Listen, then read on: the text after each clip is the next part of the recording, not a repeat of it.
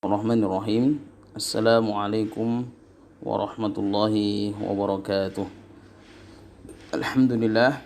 Alhamdulillahi rabbil alamin. Wa bihi nasta'inu ala umuri dunya waddin. Wassalatu wassalamu ala asyrafil anbiya'i wal mursalin Sayyidina wa maulana Muhammadin wa ala alihi wa ashabihi ajma'in, amma ba'du.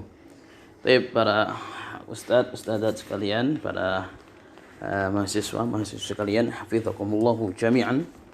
Alhamdulillah, puji dan syukur kita haturkan kehadirat Allah Subhanahu wa taala atas segala limpahan rahmat dan juga karunia-Nya. Di antara nikmat yang saat ini kita rasakan adalah nikmatus syabab, ya, nikmat masa muda, nikmat masa remaja. Karena masa muda dan masa remaja ini satu masa yang sangat penting, ya, bahkan merupakan penentu di masa-masa berikutnya. Karena masa muda ini sesungguhnya adalah masa produktivitas seseorang, ya, masa produktivitas seseorang. Maka kita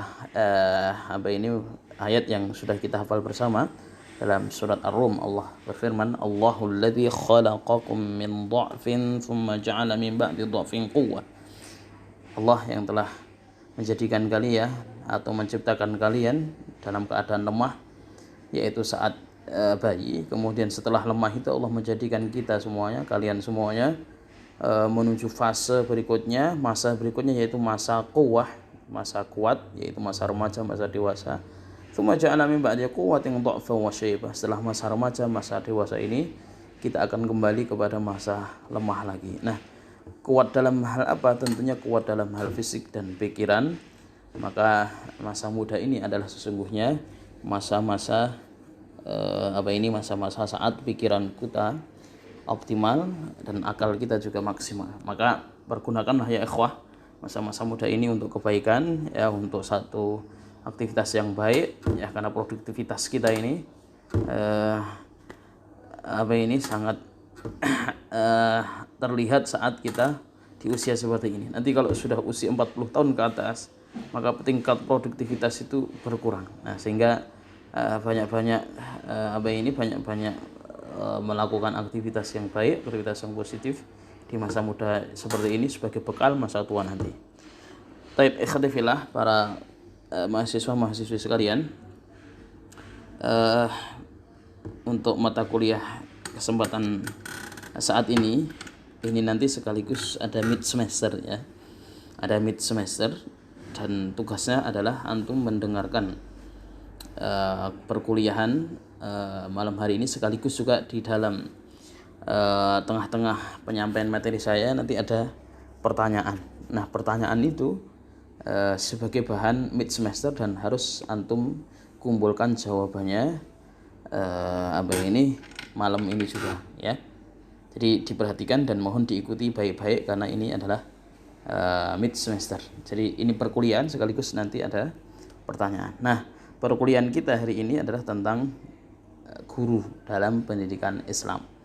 Kalau kemarin adalah tentang peserta didik atau murid dalam pendidikan Islam, nah sekarang unsur terpenting dalam sebuah proses pendidikan adalah guru atau pendidik dalam pendidikan Islam. Apa saja yang akan kita bahas? Yang akan kita bahas yang pertama nanti adalah hakikat atau pengertian guru. Yang kedua, ini sub-subnya, ya, kedudukan guru dalam pendidikan Islam. Yang ketiga, sifat dan karakter guru. Yang keempat, tugas dan tanggung jawab seorang guru. Yang kelima, kompetensi guru. Dan yang keenam, ini yang terpenting, kepribadian Rasulullah Sallallahu Alaihi Wasallam sebagai seorang guru. Ya, kita awali sub yang pertama, ya ikhwah, yaitu tentang hakikat dan pengertian guru. Kenapa ini perlu kita pelajari bersama? Karena guru itu sangat menentukan hasil daripada proses pendidikan, ya. Guru sangat menentukan yang namanya hasil dari satu proses pendidikan.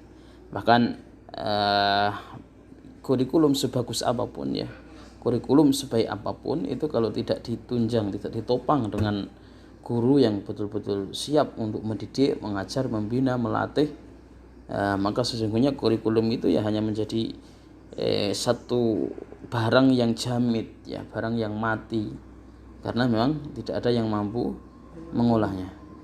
Nah, maka siapa yang mampu mengolah itu adalah seorang guru.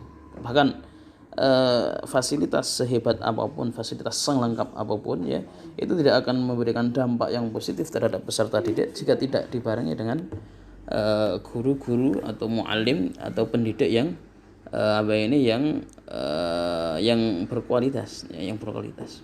Nah, oleh karenanya guru itu menjadi faktor terpenting dalam satu keberhasilan proses pendidikan. Nah, ini sesungguhnya memberikan basyiron wa nadhiron untuk antum semuanya, untuk kita semuanya, kal muallim, kal muaddib, kal murabbi. Kabar gembiranya di mana bahwa kebaikan satu proses pendidikan itu disadari atau tidak, ya, disadari atau tidak, sesungguhnya itu adalah tidak lepas dari peran kita semuanya, peran antum semuanya adalah yang menjadi penentu dari proses pendidikan tadi, ya kan? Ini kabar gembiranya demikian.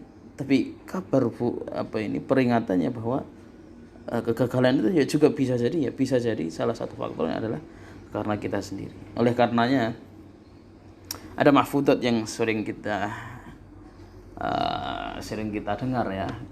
Di mahfudzat itu disampaikan at-thariqatu ahammu minal madah. Metode, cara itu lebih penting daripada materi itu sendiri.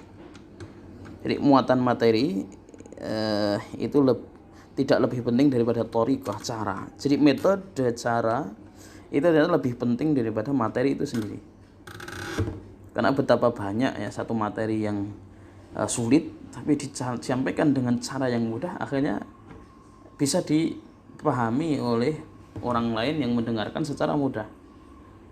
Tapi terkadang ya ada materi yang mudah tapi metode penyampaiannya nggak tepat, nah, jadinya susah dipahami. Nah, ini maksud dari at-thariqatu ahammu minal madah. Tapi ada lanjutannya mahfudzat itu, wal mudarrisu ahammu minat thariqah. Tapi yang lebih penting lagi, seorang mudarris, seorang muallim, seorang guru itu lebih penting daripada thariqah itu sendiri. Karena thariqah, metode apapun, ya, teori sebagus apapun, ya, kalau mudarrisnya itu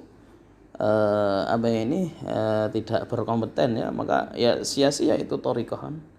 Nah, yang lebih penting dari itu semuanya adalah waruhul mudarrisi ahammu min kulli syai'. Ruh mudarris itu jauh lebih penting dari segala-galanya, ya, lebih penting dari segala-galanya. Jadi dalam proses pendidikan ternyata mudarris kedudukannya sedemikian penting, ya. Maka Pak Muhammad Nasir, ya, beliau pernah mengatakan begini, ini penting. Kata beliau, suatu bangsa tidak akan maju sebelum ada di antara bangsa itu segolongan guru yang mau berkorban untuk keperluan bangsanya. Nah, Masya Allah, ya, Pak Muhammad Nasir sudah mengingatkan kita semuanya bahwa kemajuan sebuah bangsa itu ditentukan oleh guru. Kalau saya lupa waktu Jepang, ya, Jepang di bom di mana? Di mana? Bom Jepang di mana, Ustaz Isa? Bom Jepang di mana? Hiroshima, Nagasaki, ya. Raja-raja Jepang itu siapa yang mereka panggil setelah itu? Maka mereka merasa kalah, mungkin tentara militernya, ya, sudah banyak yang hilang, perwira-perwiranya, jenderal-jenderalnya, komandan-komandan perangnya itu sudah sudah tewas semuanya. Apa yang mereka harapkan? Mereka kemudian memanggil para guru-guru, karena para guru-guru inilah yang akan melanjutkan kemajuan peradaban di Jepang. Ini menunjukkan bahwa diakui oleh seluruh elemen, ya, seluruh komponen, seluruh seluruh umat manusia bahwa guru itu sangat penting. Nah, guru itu sangat penting, bahkan lebih penting daripada yang lain-lain. Maka pantaslah jika Pak Muhammad Nasir mengingatkan kita, Indonesia ini akan maju kalau ada sekelompok guru yang mau berkorban demi bangsanya. Dan ini terus ada sampai sekarang. Alhamdulillah Indonesia terus terjaga juga tidak lepas dari keberadaan guru. Ya, maka ada istilah guru honorer, guru gajinya kecil maupun yang lain, yang dikenal dengan istilah ya guru itu pahlawan tanpa tanda jasa, tidak seperti profesi yang lain. Karena profesi yang lain hitungannya ya saya melakukan sesuatu, saat itu juga saya langsung dapat sesuatu. Tukang cukur misalkan, dia nyukur orang, saat itu juga langsung dapat duit. Tapi kan guru nggak demikian, ya kan? Nah maka maksud saya ini guru ini sangat penting. Nah ini di antara latar belakang masalah kenapa kita harus membahas tentang guru. Yang berikutnya poin 1 ya, poin 1, hakikat atau pengertian guru. Guru itu siapa sih? Guru itu siapa? Para mahasiswi bisa lihat di slide yang saya di file ini, file tesis saya ya. Guru adalah orang yang pekerjaannya mengajar.